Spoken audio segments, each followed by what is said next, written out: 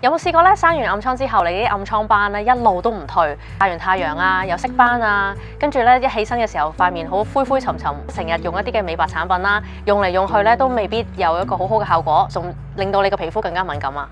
對於有色斑問題嘅朋友啦，甚至係有受住暗瘡困擾嘅朋友咧，其實我哋做亮白嘅時候，最緊要咧就係要溫和，而且係要有效嘅。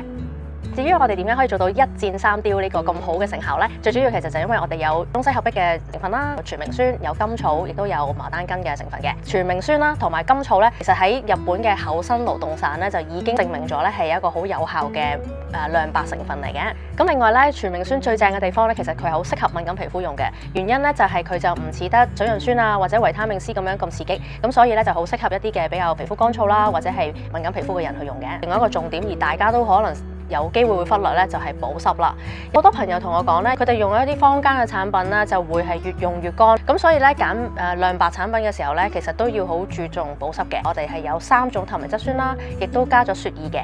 咁所以咧，我哋就可以係亮白嘅同時間咧，我哋都係非常之重點去保濕。我哋呢支 serum 咧，其實已經賣多過2萬支㗎啦，而且有96% 嘅受訪者咧都覺得佢哋用完之後個膚色係均勻咗嘅。如果你受到有色斑問題啦，有好多暗瘡印啦，又或者係皮膚比較敏感咧，不妨可以試下我哋呢支 Breaking Serum 啦。